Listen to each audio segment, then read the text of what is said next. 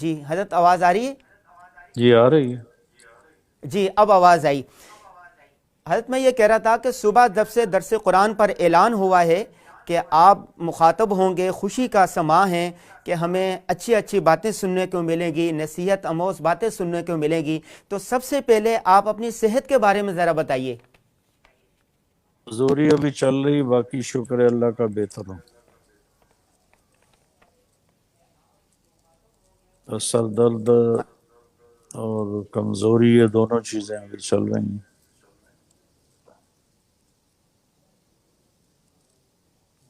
سارے آپ کے لیے دعا گو ہیں، انشاءاللہ آپ بہت جلد اچھی صحت کے ساتھ صحتیاب ہو جائیں گے انشاءاللہ۔ حضرت انشاءاللہ۔ ہمارے یہ پروگرام کا نام ہے کامیاب لوگ، اور آپ ماشاءاللہ کامیابی کا استعارہ ہیں، تو آپ یہ فرما دیجئے گا کہ کامیابی کا صحیح مفہوم کیا ہے؟ نوجوان سمجھنا چاہتے ہیں، کیا شہرت کامیابی ہے، مال کامیابیت ہے، مقبولیت کامیابی ہے؟ آپ کے خیال میں کامیابی کا مفہوم کیا ہے؟ یہ ہر انسان کے اگر سوچ کو لیا جائے گا تو مختلف ہوگا، اور وہ کوئی 100% صحیح بھی نہیں ہوگا۔ لہٰذا اللہ کے کلام اور اللہ تعالیٰ نے اپنی کتاب میں جو کامیابی کا مفہوم ہمیں سمجھایا ہے وہی کامیابی ہے۔ اس کو مختلف انداز میں اللہ نے بیان فرمایا ہے۔ مثلا کہیں اللہ نے فرمایا کہ فمن زحزح عن النار وادخل الجنت فقد فاز، جو جہنم سے بچ کے جنت میں چلا گیا وہ ہے کامیاب۔ یہ تو ہے اصل پیمانہ، اصل معیار یا اصل مفہوم کامیابی کا۔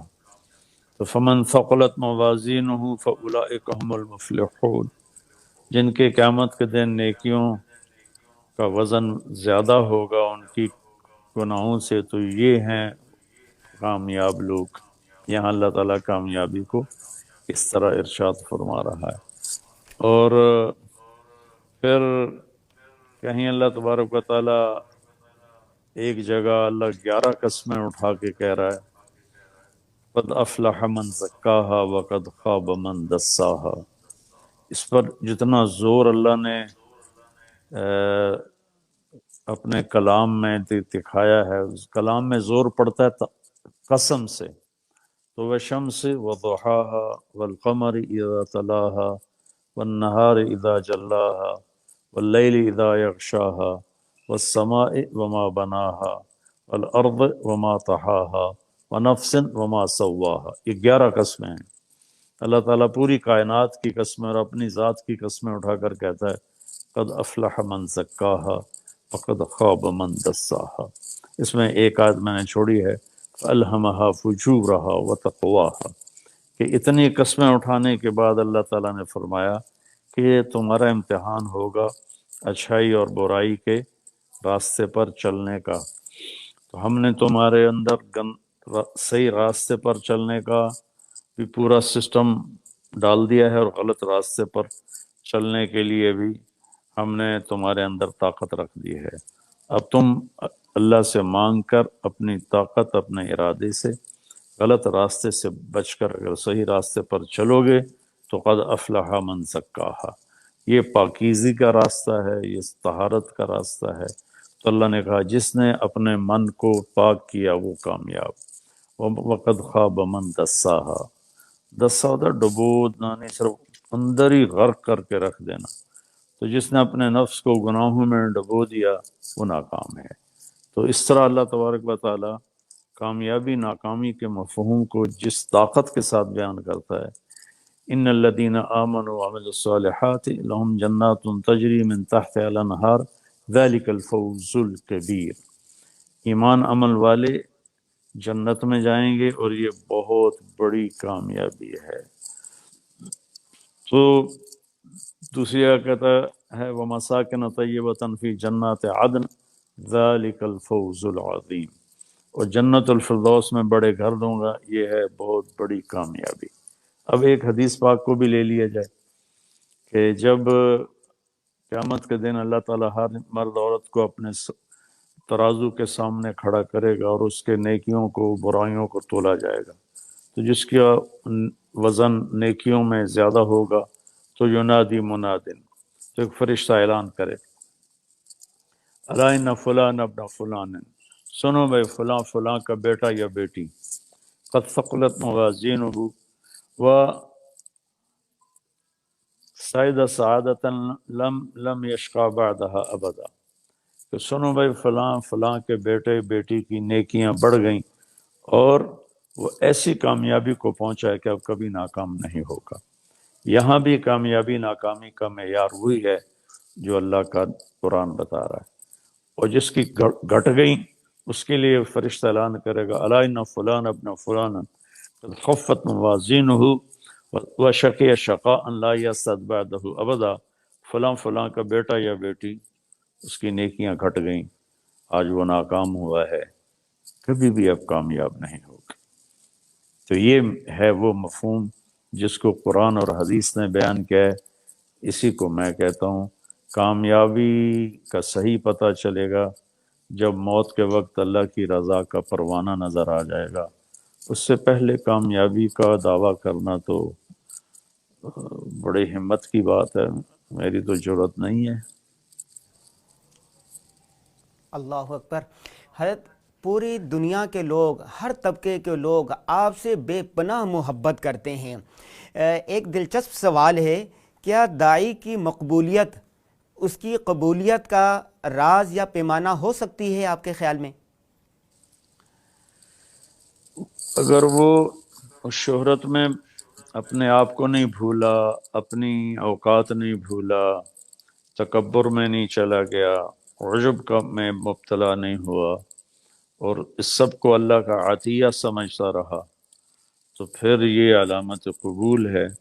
پھر یہ وہ حدیث مشہور ہے کہ اللہ جبریل سے کہتے ہیں انی احب فلان فلانا فاحبہ، جبریل مجھے فلاں سے پیار ہے، تم بھی پیار کرو۔ پھر کچھ عرصے بعد اللہ تعالیٰ فرماتا ہے کہ اب سارے آسمان کے، پہلے آسمان کے فرشتوں میں اعلان کر دو کہ میں ان سے پیار کرتا ہوں، وہ پیار کریں۔ پھر ساتوں آسمان، پھر پوری دنیا میں بھی اس کے لیے محبت کو اللہ تبارک و تعالیٰ مسخر فرما دیتے ہیں۔ اگر اس راستے سے ہے تو یہ قبولیت کی نشانی ہے، لیکن مشہور ہو کر اس کی عادات بگڑ گئیں، اس کی خصلتیں بری ہو گئیں، اس کے اخلاق بگڑ گئے، متکبر ہو گیا، وہ دین میں غافل ہو گیا، تو یہ پھر قبولیت کی علامت نہیں ہے، یہ بدبختی ہے۔ پوری دنیا میں نوجوان آپ کی تقلید کرتے ہیں، آپ کو پسند کرتے ہیں، آپ کے ایک ایک ادا کو لینے کی کوشش کرتے ہیں، آپ کی باتوں سے انقلاب، اصلاحی انقلاب آ رہا ہے۔ یہ فرمائیے کہ جب آپ اللہ کے حضور ہوتے ہیں تو کیسے شکر ادا کرتے ہیں کہ تنہائی کی وہ باتیں بتائیے کہ ہمیں بھی اللہ سے شکر کرنا آ جائے، وہ باتیں کرنے آ جائے۔ تو تنہائی کی باتیں تو تنہائی کی ہوتی ہیں، وہ سب کے سامنے آئیں تو تنہائی تو نہ رہی ہو۔ بس میں تاکہ یہ ہم اللہ سے جی باتیں جی کرنی چاہیے، اللہ کو اپنے دکھڑے سناؤ، اللہ کے سامنے اپنی کمزوری اس کو بتاؤ، اپنا ضعف بتائیں، اپنی گناہوں بری زندگی کا اقرار کریں، پھر اس کی منتیں کریں، ترلے کریں، کہ یہ جو انداز ہے کہ کسی بڑے کو خوش کرنے کے لیے نیچرل طریقے سے جو انسان کے منہ سے نکلتا ہے یا باڈی لینگویج بنتی ہے، وہ اصل ہوتی ہے مناجات۔ باقی یہ رٹی رٹائیں دعائیں پڑھنے بیٹھ جانا، وہ بہت ساری دعاؤں کی کتابیں ہیں، حسن حسین ہے، حزب الاعظم ہے، اور بھی کئی چیزیں ہیں، تو اس کا نا وہ انہوں نے بنا لیا ہمارے لوگوں نے وظیفہ، وہ بیٹھ کے ایسے پڑھ دیتے ہیں جیسے قرآن پڑھا جا رہا ہے۔ اس کو مناجات نہیں کہتے، مناجات مقبول ہیں۔ یہ مناجات اسے کہتے ہیں کہ آدمی زبان نہ بولے، اس کے جسم کا رواں رواں بولے، دل کے ہر دھڑکن میں فریاد اٹھے، تو پھر وہ جا کے تنہائی کی فریاد بنتی ہے۔ جی حضرت آج کل سوشل میڈیا کا دور ہے، اس کے غلط استعمال کی وجہ سے بہت سارے نوجوان، دنیا بھر کے نوجوان، ہمارے مسلمان نوجوان، وہ بے راہ روی کے شکار ہوتے جا رہے ہیں۔ ایسے میں نوجوانوں کو کیا نصیحت کریں گے، کیا پیغام دیں گے؟ پچھلے مضمون میں ایک بات رہ گئی، آپ نے بات کی تھی کہ نوجوان میری تقلید کر رہے ہیں، میں ان سب کو نصیحت کروں گا، تقلید صرف اللہ کے نبی کی ہوتی ہے، باقی ہم سب مقلد ہیں، پیروکار ہیں، ان کو سامنے رکھ کر ہم سارے فالورز ہیں، کبھی کسی کو آئیڈیل نہ بنائیں سوائے اللہ کے نبی کی ذات کے، چونکہ میں ایک عام انسان ہوں، طارق جمیل، مجھ میں خامیاں بھی ہیں اور مجھ میں اللہ نے کچھ خیر بھی رکھی ہے۔ تو جب ہم کسی کو آئیڈیل بنا لیتے ہیں اور اس کی کوئی کمی سامنے آتی ہے تو پھر پورا دین کا ہمارا تصور ٹوٹ کے رہ جاتا ہے اور ہم بکھر کے رہ جاتے ہیں۔ لہٰذا کبھی بھی کسی کو نمونہ بنانا ہے، آئیڈیل بنانا ہے، تو ہمارے نبی پاک صلی اللہ علیہ وسلم کی ذات ہے۔ اس کے بعد جو لوگ دین کی محنت میں ہیں، دین کے کاموں میں، ان کی قدر کریں، ان کی، اور ہر انسان کی بھلائی دیکھیں، برائی نہ دیکھیں۔ اور باقی سوشل میڈیا پر یہ تو بہت بڑی جنگ چل رہی ہے، اس میں کوئی شک نہیں۔ اہل علم کا فرض بنتا ہے کہ وہ اختلافی باتیں ایک دوسرے پر اعتراض جواب اور اپنے مسلک کے بارے میں اور دوسروں کی تردید کے بارے میں، اور جو کچھ دین کے نام پر بھی تو گند ہو رہا ہے نا بہت سا، لیکن بہت سا اچھا بھی ہو رہا ہے، ماشاءاللہ بہت ہی اچھا ہو رہا ہے۔ تو میں یہ عرض کروں گا علماء کی خدمت میں کہ دین پیش کریں، ان الدین عند اللہ الاسلام، وہ جو اللہ نے کہا ہے نا، ان الدین عند اللہ الاسلام، وہ اسلام پیش کریں، فروعی چیزوں کو اور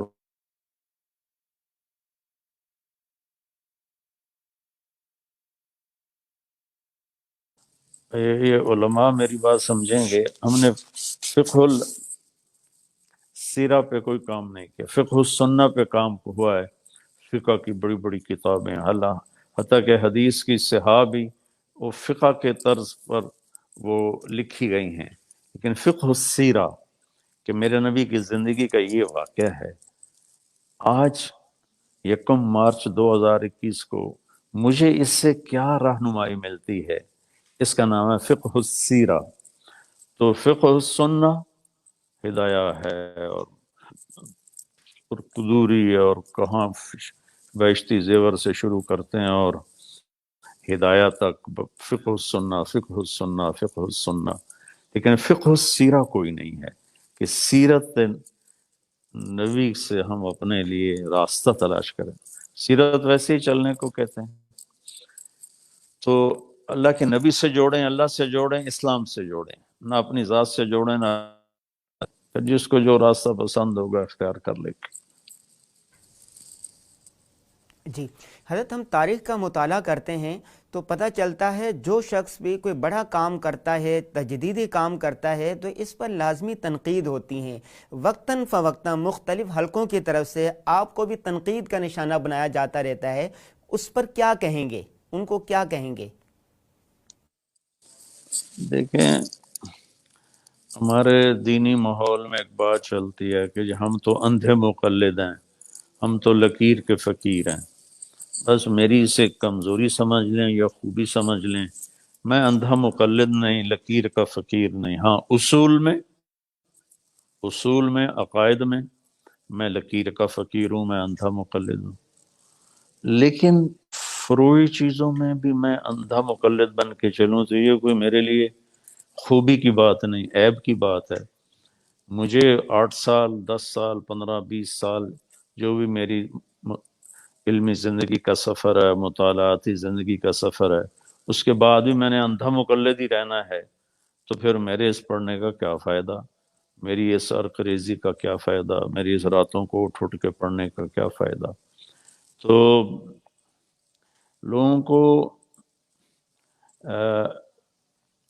جو ایک چیز رواج میں ہوتی ہے اس کے خلاف دیکھ کر ایک دم قلم بھی اٹھ جاتا ہے اور زبانیں بھی کھل جاتی ہیں۔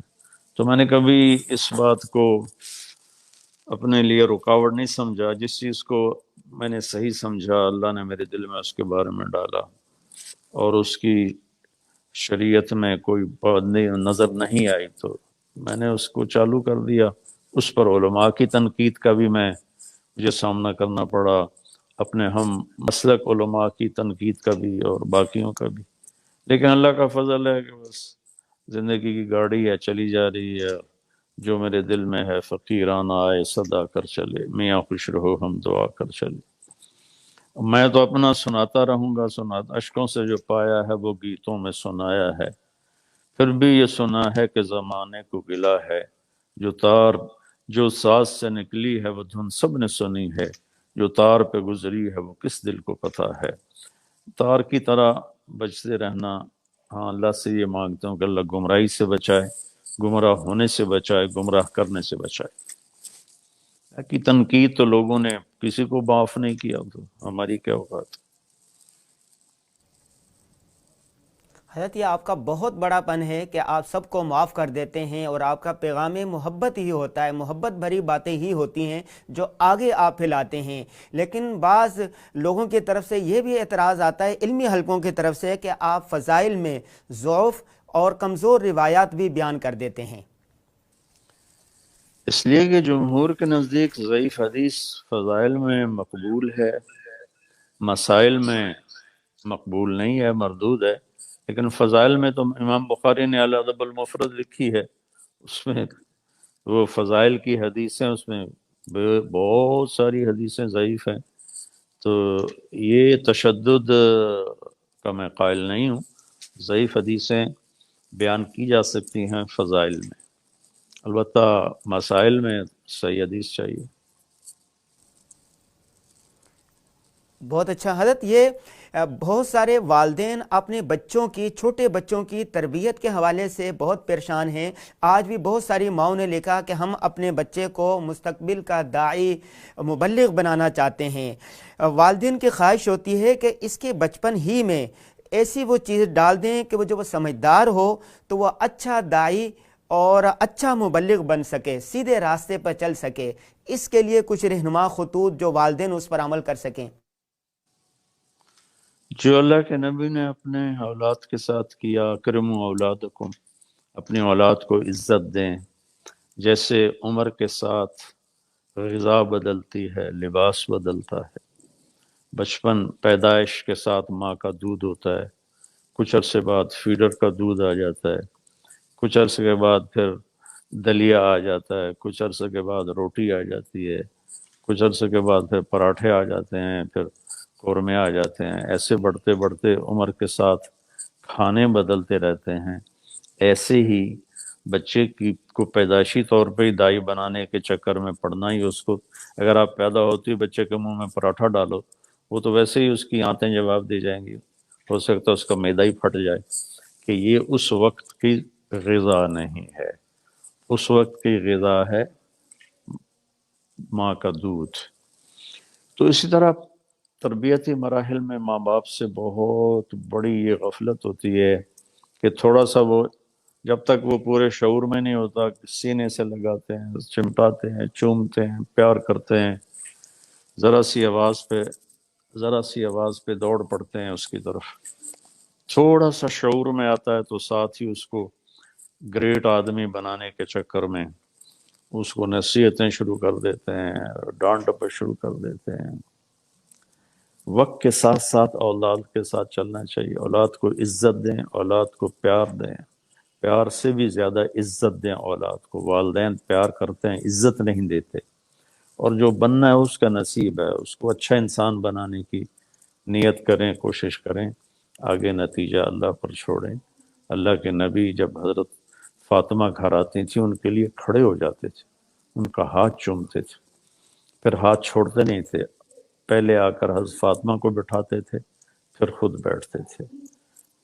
تو اس طرح اگر ماں باپ اولاد کو صرف ٹائم دیں، نصیحتیں تھوڑی کریں، محبت دوستی کرام زیادہ کریں، اور دوسرے طرف وہ جو والدین ہیں او لیول اے لیول میں کتنے اے آئے کتنے بی آئے، اس نے ہمارے بچوں کو ذہنی مریض بنا دیا ہے، نفسیاتی مریض بن گئے. تیرے یہ پورے کیوں نہیں آئے تیرے، مجھے تو اب ہمارے زمانے کی یہ پڑھائی تو نہیں تھی، تو محبت دیں، عزت دیں۔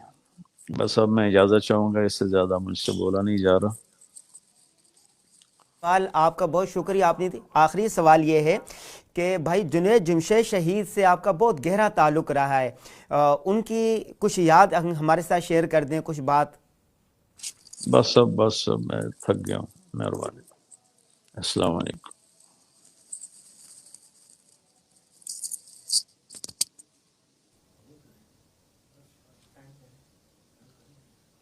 جی ناظرین، حضرت کی مولانا طارق جمیل صاحب کی طبیعت ٹھیک نہیں تھی، اس کے باوجود انہوں نے درس قرآن کو اتنا وقت دیا، اور آپ نے دیکھا کہ حضرت کی طبیعت ذرا ٹھیک نہیں تھی، اس کے باوجود انہوں نے بہت ساری باتیں کی نوجوانوں کے لیے، تعلیم تربیت کے حوالے سے، کامیابی کے مفہوم کے حوالے سے۔ تو ہم سب کو چاہیے کہ مولانا طارق جمیل صاحب کی جو باتیں ہیں، نصیحتیں ہیں، ان کو پلے باندھ لیں اور اس پر عمل کرنے کی کوشش کریں۔ ہماری کوشش ہوگی کہ وقتاً فوقتاً مولانا طارق جمیل صاحب کو دوبارہ لیں اور ان کے لیے صحت کے لیے دعا بھی کیجیے گا۔ ہمیں اجازت دیں، اللہ حافظ، السلام علیکم ورحمۃ اللہ۔